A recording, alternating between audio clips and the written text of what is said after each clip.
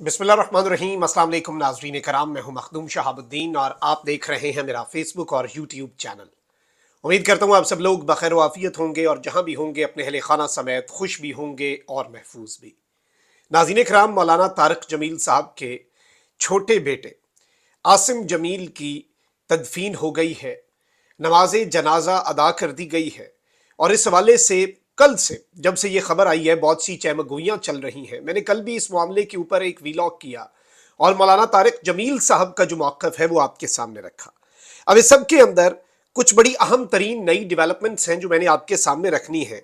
और गोली जो है वो किस तरह से चली और ये पूरे का पूरा मामला जो है ये खुदकुशी नहीं है। इसे क्योंकि बहुत ज़्यादा खुदकुशी के साथ जोड़ा जा रहा है, उस अंसर के साथ ना तो ये कत्ल है और ना ही ये खुदकुशी है। पूरे का पूरा वाक़या जो है वो ऐनी शाहिदीन की जानिब से बयान कर दिया गया है और क्रेडिबल जो फैमिली के सोर्सेज हैं उन्होंने कुछ डिटेल्स कंफर्म की हैं।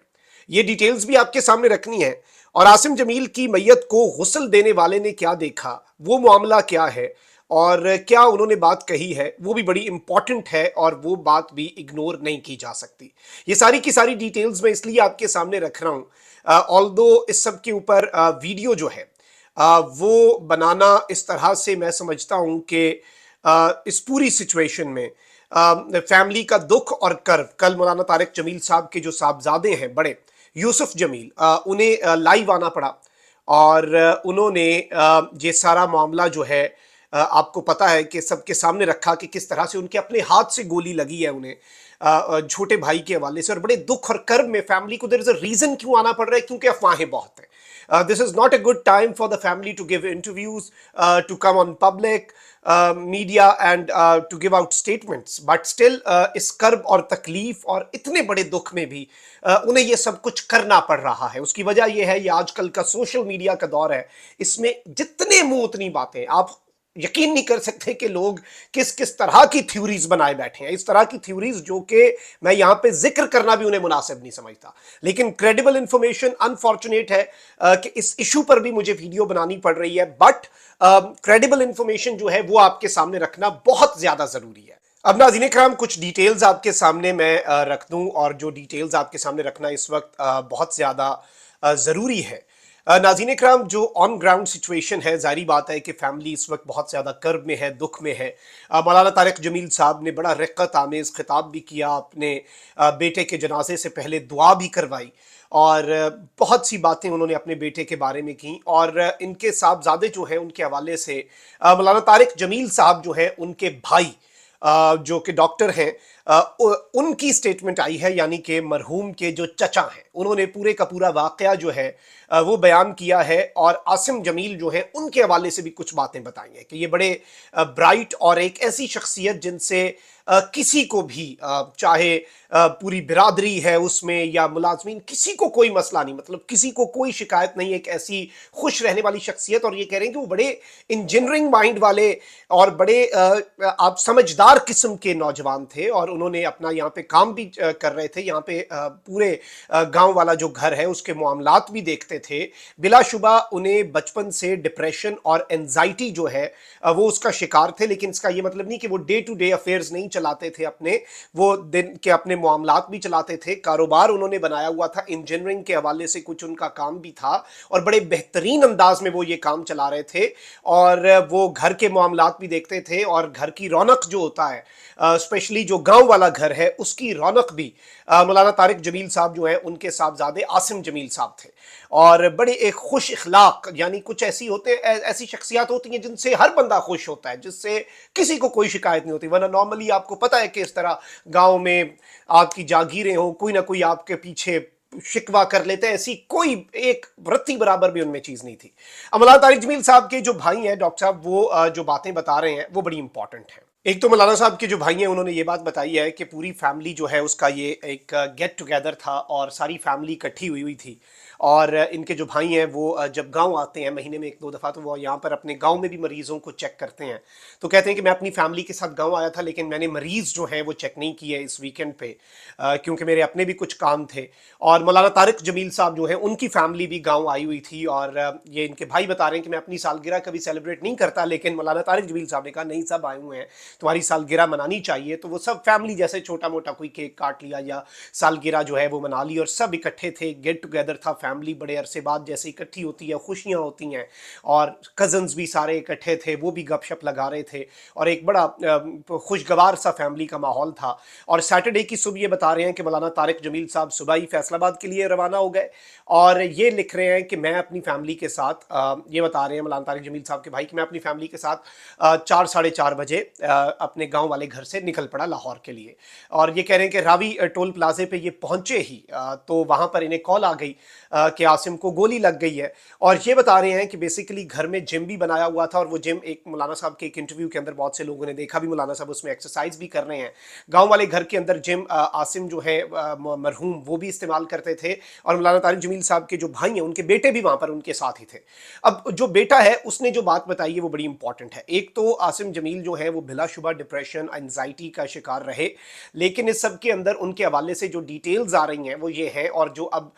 چونکہ مولانا طارق جمیل صاحب کے بھی یہی الفاظ تھے، بے شک گولی اپنے ہاتھ سے ہی انہیں لگی ہے، لیکن مولانا طارق جمیل صاحب نے بھی حادثاتی موت کا، اور میں نے کل بھی یہ بات کہی کہ جی ایسا ویسی کوئی بات نہیں. بعد میں بہت سے لوگوں نے کہا کہ ان کے بڑے بیٹے یوسف جمیل صاحب کا بیان آ گیا، یہ تو خودکشی تھی، آپ ایسا کیوں کہہ رہے ہیں؟ البتہ ایسی بات نہیں تھی. اور اب چچا نے بھی یہی بات کہی ہے کہ انہوں نے گارڈ سے گولی لی اور گارڈ کو بھی یہی لگا، اور گارڈ جو ہے وہ بھی یہی کہہ رہا تھا کہ جو بندوق پسٹل ہے وہ خالی ہے، جو بندوق ہے وہ خالی ہے، اور یہ ٹک ٹک ٹک ٹک کر رہے تھے. تو اس سب کے اندر انہوں نے کہا کہ جو ان کے ساتھ ان کے کزن تھے مرحوم عاصم جمیل کے ساتھ، انہوں نے کہا یہ کیا کر رہے ہو، لگ بھی سکتی ہے، کیوں یہ ٹک ٹک کر رہے ہو بندوق کی؟ تو عاصم جمیل نے کہا نہیں نہیں یہ خالی ہے، اور اس میں کوئی مسئلہ نہیں ہے، میں اسے ایز اٹ از بس دیکھ رہا ہوں. اور آپ دیکھیں کیونکہ بہت سے لوگوں نے یہ سوال بھی اٹھایا کہ انہیں جو گولی ہے وہ اس جگہ پہ لگی ہے. نارملی خودکشی کے عنصر میں ایسے اس پوائنٹ پہ نارملی نہیں لگتی، جو بھی اللہ معاف کرے بڑا ہی عجیب سا فیل ہے. اور جو خودکشی کر رہا ہوتا ہے وہ پھر اور طرح سے اس کی پوزیشن جو گن کی ہے وہ یا تو سر پہ، کن پٹی پہ، یا اس طرح، اور ایک ہی گولی. تو اس سب کے اندر ان کہا کہ وہ گولیاں اس کے اندر پھنسی ہوئی تھیں، یا جو بھی تھا، جو بھی ایشو تھا، میکینیکل فالٹ تھا گن کا یا جو بھی، تو وہ جو غلطی سے انہوں نے جب ٹک کی تو وہ ایسے ہوا، پسٹل جو ہے وہ ایسے ہوا، یا گن جو بھی ہے وہ ایسے ہوئی، اور جیسے آپ کہتے ہیں مس فائر ہو گیا، اور وہ گولی انہیں لگ گئی، اور وہی ایک گولی جو ہے وہ ان کے لیے زہر قاتل ثابت ہوئی، اور وہ جانبر نہ ہو سکے، انہیں اسپتال لے جایا گیا. اور اس سب کے اندر ان کے اہل خانہ اس بات کے اوپر اس بات کو اچھا نہیں انہوں نے سمجھا کہ جس طرح سے انہوں نے کہا ہے کہ یہ انگریز کا قانون ہے، وہاں پہ جو بھی چیزیں ہوئیں، اور وہاں پہ جو ہسپتال کے اندر بھی جو لوگوں نے پھر باتیں کی اور جو تصاویر بنی، obviously میں سمجھتا ہوں کہ اس طرح سے تصاویر اسپتال کے اندر پڑے ہوئے کہ وہ نہیں شیئر کرنی چاہیے تھی، اور نہ ہی ہم نے شیئر کی، اور جو کر رہے ہیں وہ بھی خدا را یہ فیملی کو اذیت دینے والی بات ہے. تو اس کے اندر ایک چیز تو یہ کلیئر ہو گئی کہ نہ تو یہ قتل تھا، نہ ہی یہ خودکشی تھی، یہ ایک حادثاتی موت تھی، اور بلا شبہ وہ ڈپریشن اور انزائٹی کے مریض تھے، اس کا شکار تھے. اور لیکن وہ ایک بڑے قابل نوجوان تھے، اور ایک بہت بڑا دکھ مولانا طارق جمیل صاحب جو ہے، میں بیرون ملک ہوں، مولانا طارق جمیل صاحب کی خدمت میں حاضر نہ ہو پانے کا دکھ ہمیں بھی ہے، اور یقین مانیں کہ یہ فیملی جو ہے اس کی پریشانیوں کو نہ بڑھائیں. جس طرح سے کل مولانا صاحب کے بڑے بیٹے کو آنا پڑا اپنے چھوٹے بھائی کی موت کی خبر سن کے بھی، انہیں بیٹھ کے اور ان کی جو آواز بھری ہوئی تھی، یقین مانے وہ بڑا پینفل تھا. لیکن اس سوشل میڈیا کے دور کے اندر یہ ساری چیزیں بہت پینفل ہیں، بہت زیادہ تکلیف ہوتی ہے دیکھ کے، سن کے، اور یہ وہ چیزیں ہیں جو امپورٹنٹ ہیں، جو ان کے مولانا طارق جمیل صاحب کے بھائی نے بات کہی ہے اپنے بھتیجے کے بارے میں. پوری ایگزیکٹ سٹوری جو ہے وہ انہوں نے بتائی ہے کہ یہ ایک غلطی سے حادثاتی فائر جو ہے وہ انہیں لگ گیا. اچھا، اب اس سب کے اندر ناظرین کرام کچھ چیزیں ہیں جو بڑی امپورٹنٹ ہیں، اور ان کے ساتھ ہی جب یہ انٹرویو دے رہے تھے تو ان کے ساتھ بیٹھے ہوئے تھے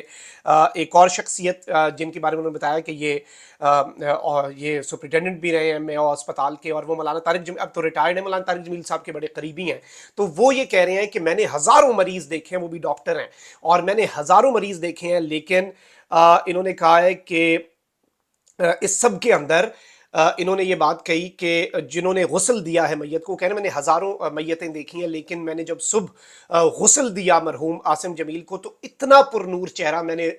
हालिया आप कह सकते हैं कि मुझे करीब करीब याद नहीं है कि इतना पुरनूर चेहरा भी मैंने किसी का शायद ही देखा हो। तो ये वो शख्स कह रहे हैं जिन्होंने मैयत को गुस्ल दिया, और वो ये कह रहे हैं कि मेरा उसकी वजह से ईमान बढ़ा कि भाई जो बातें गर्दिश कर रही हैं कम से कम वो नहीं है कि ये कोई खुदकुशी या उस तर्ज पर कोई मामला है। तो मैं ये समझता हूँ कि ये डिटेल्स भी आपके सामने रखना बहुत ज़्यादा ज़रूरी है। मरहूम की मगफरत के लिए दुआ करें, फैमिली के लिए सब्र जमील की दुआ करें। बहुत कठिन मरहला है और इसमें हम अगर फैमिली का गम कम नहीं कर सकते तो कम से कम हम उनका गम, उनका कर्ब, उनका दुख बढ़ाएं नहीं। ये हमारी एज अ नेशन जिम्मेदारी भी है। मौलाना तारिक जमील साहब की दीन के लिए जो खिदमात हैं आप अंदाज़ा भी नहीं कर सकते। मौलाना तारिक जमील साहब से बड़ा मुबल्लिग, अमन की, मोहब्बत की बात करने वाला, और आज भी एक मरहूम बाप के लिए कितना मुश्किल होगा जब उनके अल्फाज निकल रहे होंगे और वो उनके जनाजे पे, तो आप इन चीज़ों का अंदाज़ा भी नहीं कर सकते। तो ये सारी डिटेल्स थी जो आपके सामने रखना बहुत ज़्यादा ज़रूरी थी। अपना बहुत ख्याल रखें। अल्लाह निगहबान। पाकिस्तान जिंदाबाद।